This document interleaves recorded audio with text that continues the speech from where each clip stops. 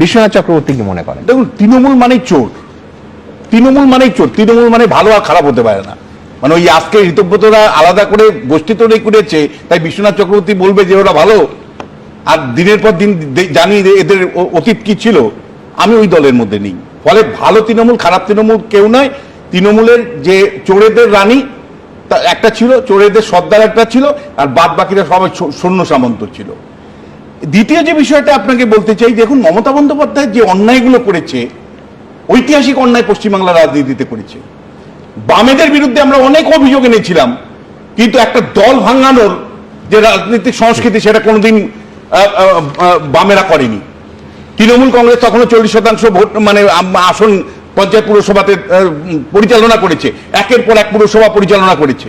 মমতা বন্দ্যোপাধ্যায় এই রাজ্যে যেভাবে বিরোধী দল ভাঙানোর রাজনীতি এনেছেন, পুলিশ প্রশাসনকে দিয়ে, কখনো টাকা পয়সার বিনিময়ে, কখনো পদের বিনিময়ে, ঐতিহাসিকভাবে পশ্চিমবাংলার রাজনীতিকে কালিমালিপ্ত করেছেন। যে সংস্কৃতি আমি ভয় পাচ্ছি আগামী দিনেও আমাদেরকে বহন করতে হবে। সুমনদা একজন অধ্যাপক হিসাবে আমি রীতিমতন আতঙ্কিত যে এই দল ভাঙানোর রাজনীতি যেটা মমতা বন্দ্যোপাধ্যায়, অভিষেক বন্দ্যোপাধ্যায় চালু করেছিলেন।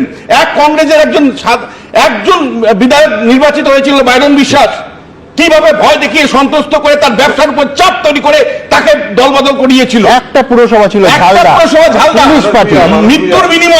মৃত্যুর বিনিময়ে এবং এক একজনের বিরুদ্ধে মার্ডারের মামলা দিয়ে তাদেরকে সরানো হয়েছিল। আজকে Mamata Bandyopadhyay paid by her own coin নিজে। আজকে আপনার আয়নাতে আপনি দেখবেন যে আপনি যে অত্যাচারগুলো 14-15 বছর ধরে করেছেন, আজকে তারই প্রায়শ্চিত্ত মমতা বন্দ্যোপাধ্যায় আপনাকে দিতে হলো। আপনি আজকে নিঃস্ব, আপনি নিঃস্ব। মমতা বন্দ্যোপাধ্যায়, অভিষেক বন্দ্যোপাধ্যায় আপনারা নিঃস্ব, আপনারা আজকে কার্যত ভিখারি। তার কারণটা হলো যে আপনারা যে রাজনীতি সংস্কৃতিটা তৈরি করেছিলেন তার ভাগিদারিত্ব কেউ নিতে চাইছে না। আপনারা যে রাজনৈতিক সংস্কৃতি তৈরি করেছিলেন সেখান থেকে সেই ছায়া কেউ মারাতে চাইছে না, তাই তারা একটা আলাদা বিকল্প দল তৈরি করে ফেলেছে। খুব পরিষ্কার করে সুমনদা বলতে চাই যে এই যে বিকল্প দল তৈরি করেছে, আমি এই দলটার প্রতীকও পেয়ে গেছে আমি ধরে নিচ্ছি, কারণ এক আনুষ্ঠানিকতা কেবলমাত্র। কারণ দলত্যাগ বিরোধী আইন বলে 2/3 মেজরিটি নিয়ে যদি কেউ যায় তাহলে তারাই অরিজিনাল দল এবং তারাই প্রতীক পাবে, তারাই আপনার গিয়ে সমস্ত কিছু পাবে। এবং এই জায়গার থেকে আমি বলতে চাই 3-4টা আমার কাছে ইমপ্লিকেশন আছে। এক, এই বিরোধী গঠনমূলক নাকি বশ্যতামূলক তা কিন্তু সময় বলবে। এটা আবার বলছি, গঠনমূলক না বশ্যতামূলক সেটা আপনার স্টুডিওতে আমি 1 মাস পরে বলতে পারবো। দ্বিতীয় যেটা, যে বিজেপি সংসদীয় ব্যবস্থায় আপাতত কিন্তু অনেক স্মুথলি কাজ করতে পারবে। অর্থাৎ আমি মনে করি যে শুভেন্দু অধিকারীর নেতৃত্বে যে সরকার চলছে সেই সরকারের কাজ অনেক স্মুথ হবে এবং এর ইমপ্লিকেশন কিন্তু ন্যাশনাল লেভেলে পড়বে।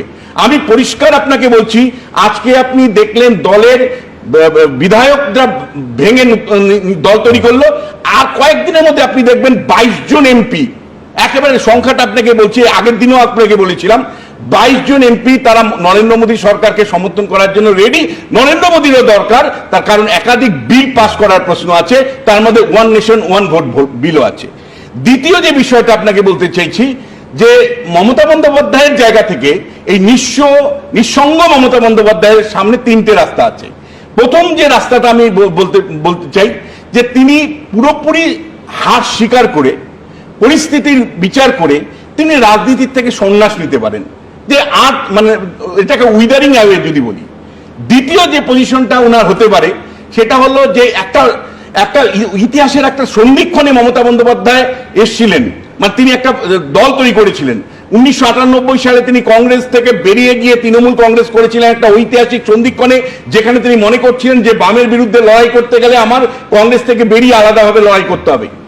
আজকে কিন্তু আরেকটা ঐতিহাসিক সন্ধিক্ষণে আছেন, তিনি আরেকবার ভাবতে পারেন যে মানে আমার আজকের যা পরিস্থিতি আবার কংগ্রেসে ফিরে যাওয়া, অর্থাৎ কংগ্রেসের সাথে বিলীন হয়ে যাওয়া, এবং সেটা কিন্তু কংগ্রেসের জন্য খুব মধুর প্রতিশোধ হবে।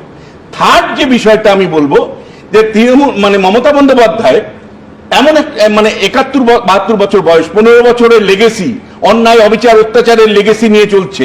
ফলে আমি বিশ্বাস করি যে 15 বছর আগে বিরোধী মমতা বন্দ্যোপাধ্যায় হয়ে ওঠা সম্ভব নয়, কিন্তু তারপরেও আমার মনে হয় যে যারা আজকে নির্বাচিত হয়ে মানে আজকে যারা তৃণমূল আদি তৃণমূল বলছে মানে প্রকৃত তৃণমূল বলছেন ঋতব্রতরা, তাদের কিন্তু কারো ক্ষমতা নেই এককভাবে নির্বাচনে জয়ী হয়ে আসার।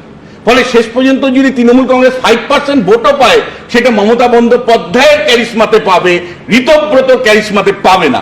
ফলে এই এমন হতে হবে না যে শেষ পর্যন্ত কিছুটা যদি চলতে পাকাতে পারে মমতা বন্দ্যোপাধ্যায় রাস্তা রাজনীতি করে, এই যে আজকে যারা বিরোধী শিবিরে এসছে তারা আবার ধীরে ধীরে ধীরে ধীরে মমতার শিবিরে আসবে। আপনি বলবেন যে আপনি উদাহরণ দিন, আমি সুব্রত মুখার্জিকে দেখেছি কতবার কংগ্রেসে যেতে, কতবার বিজেপি এমনকি ঘড়ি চিহ্নে আলাদা লড়তে, তারপর আবার তৃণমূলে ফিরেছে।